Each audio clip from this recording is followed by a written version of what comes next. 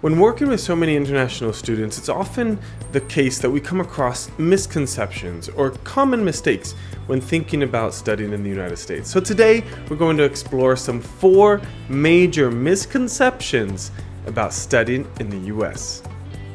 Number 1, it is concerned with debt problems. A lot of international students think of studying in the US as having to get a loan, having to be in debt to get that degree.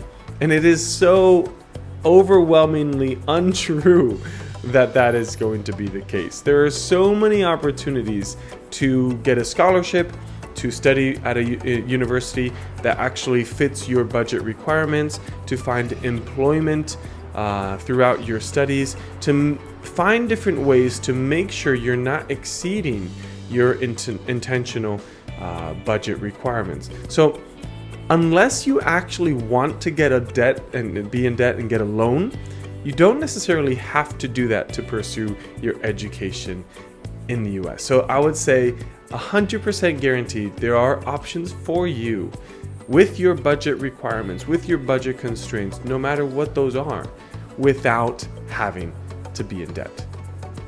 The second thing is actually also connected with money, and that is the cost of attendance. A lot of students come to us saying that the cost of attendance is just so absurdly high that they could never afford that university. And the simple answer to this is yes, you're right. But many of them, of these international students I'm thinking about, are looking in the wrong places. They're looking at very prestigious universities that are outliers from what it means to study in the US. Their cost of attendance is already so high that you have to be a very good student, and when I say very good, I mean elite student, to make that university affordable, because you need such a big scholarship package. But does that mean that your dream of studying that degree is unachievable? No. The cost of attendance of so many other universities is actually way below that fictitious average that you're looking at when you look at Stanford, when you look at Yale, when you look at NYU. Those are, I would say, many exceptions to an underlying truth, which is the cost of attendance doesn't have to be that astronomically high.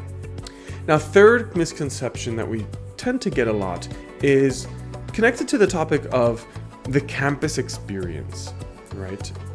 A lot of students mention, and they bring to us the doubt and the preconceived notion that they want to be in a city. Since they're not going to be able to drive, since they're not going to be able to afford to purchase a car, they want to be in a city location to have all the different amenities, the different facilities, the different entertainment opportunities that a city offers.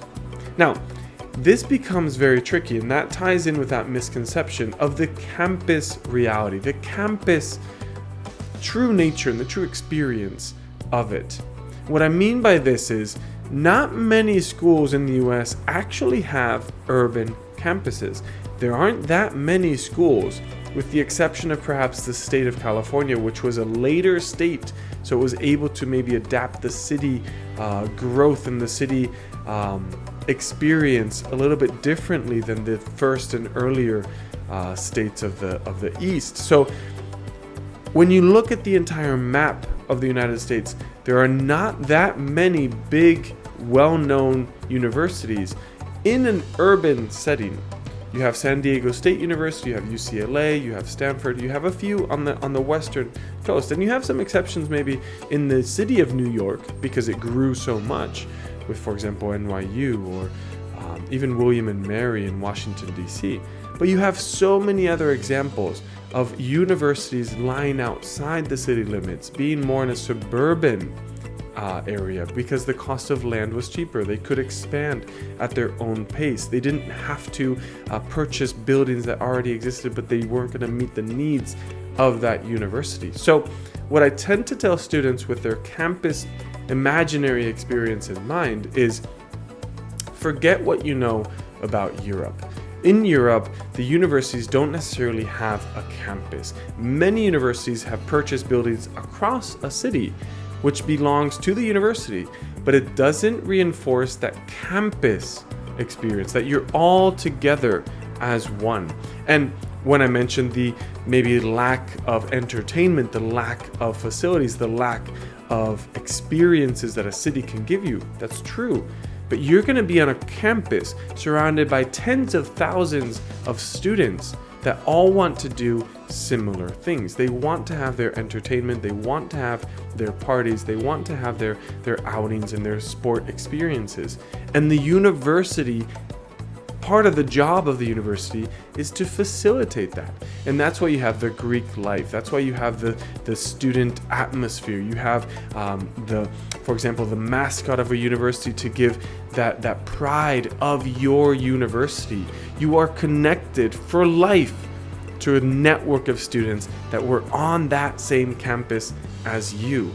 They lived the same dorm experiences and culture as you did. They did the same activities 50 years before you, and they're still very proud to be of that university system. So that's why the campus experience, you have to detach yourself from any preconceived notion, because it's definitely not going to be the same. Now, my last point actually has to do with the study experience itself and the majors, the concept of bringing your major, your degree, back to your home country. And a lot of students have that preconceived notion that they're just not compatible. It doesn't matter what you study. If you study it in the US system, it's difficult to bring it back to the European system and find employment with that degree. And point blank, frankly speaking, it's not easy. It's not something that will be transferable 100% in all of the cases. It's not something, the system wasn't designed for so many students to go and come back with different degrees. That's true. But is it more difficult to find employment after getting a degree in the US? Is it possible to bring that degree back to the European or to the South American or to the African and Asian continent and still have that recognized? Definitely possible. Yes, it does take some paperwork. It does have some planning to do, and you do have to think things through carefully before doing that, but it's definitely possible, and you will be able to find employment in pretty much all of the different sectors. A few things to keep in mind. I'm looking at you, student that wants to study medicine. I'm looking at you, student that wants to study law. And I'm looking at you, student that wants to study architecture. Those are very specific systems. The medical system, for example, or even the law within continents will change. They do have different law structures. So it will come down to what classes do I have to retake or take, new again, because I haven't studied that in that system before. Those are some rare examples of specific programs that will need to be looked at in detail and planned before that transfer is made. But with many other of these programs, when you look at business, you look at engineering, you look at political science, you look at any type of education program, psychology, it doesn't really matter the field of study you have. All of those programs are very easily transferable back to your home country. Now, I would love to think that a lot of the students that go to the US are actually intent on staying in the US, studying and working and living in the United States. That's a dream come true for any international student, but it's not always the case. A lot of the students do want to come back.